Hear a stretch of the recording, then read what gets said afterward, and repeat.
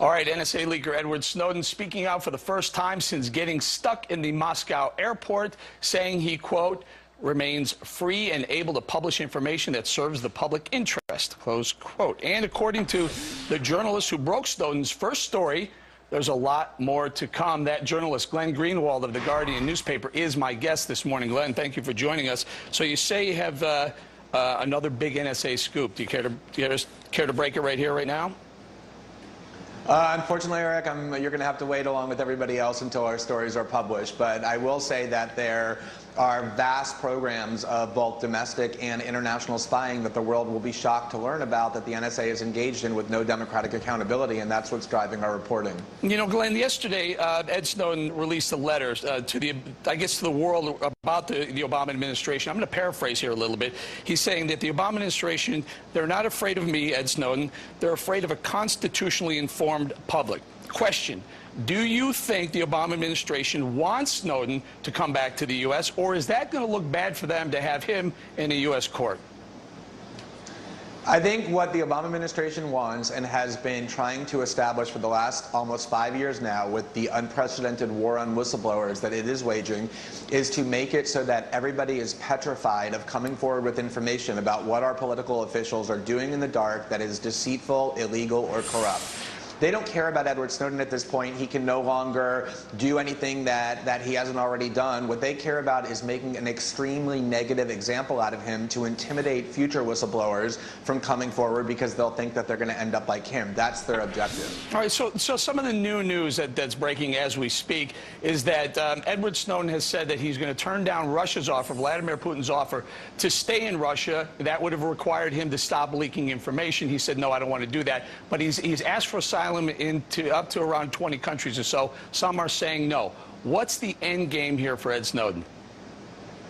Well, from the very first time that I spoke with him, he said that he completely understood that once he came forward against the U.S. government and the Obama administration, that he would become the most wanted man on earth and would be hunted down by the world's most powerful state, and that he felt it was worthwhile to do that because he could not in good conscience allow this massive spying program aimed at the American people to be constructed in the dark. And he said, obviously, he wants to stay out of the clutches of the U.S. government, given the way that they persecuted whistleblowers. He's obviously trying to find a place where he can do that, but his real goal is to continue to be part of the conversation about why he did what he did, what it is that he saw in the NSA, how these spying powers were being abused, and to continue to make people around the world and his fellow citizens in the United States aware of what their government is doing. Glenn, you've been criticized, specifically David Gregory. I'm going to play this clip. I'd like you to react to it. Go ahead, play the clip on David Gregory.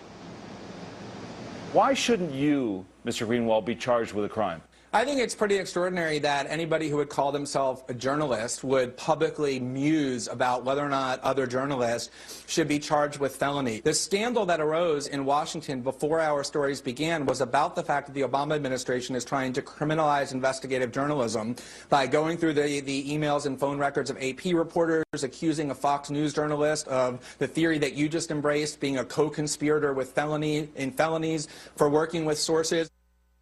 Glenn, has David Gregory contacted you, apologized? No, he hasn't. There was a New York Times reporter, Andrew Ross Sorkin, who went on television the next day and said I ought to be arrested, and he publicly apologized, but David Gregory has not. But look, Thomas Jefferson 250 years ago said that those who most fear investigations are the ones who attack a free press first. That's why a free press is guaranteed, so that I can, as a journalist, tell my fellow citizens that the government is collecting all of their phone records and email records and tapping into their Facebook conversations and Google chats and Skype telephone calls. This is what journalism is about, shining a light on what the most powerful people in the country are doing to them in the dark. So we're going to continue to do that no matter what David Gregory and his friends say. Running out of time, Glenn, yes or no, have you been in contact with Ed Snowden recently? Not since he left Hong Kong. No, I haven't. And last question.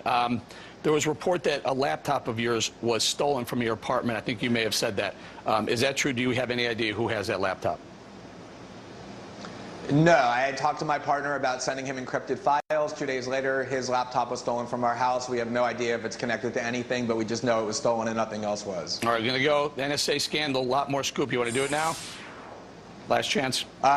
Just wait a little bit and you'll have it. All right, well, I tried. All right, Glenn Greenwald, thank you very much for joining us this morning.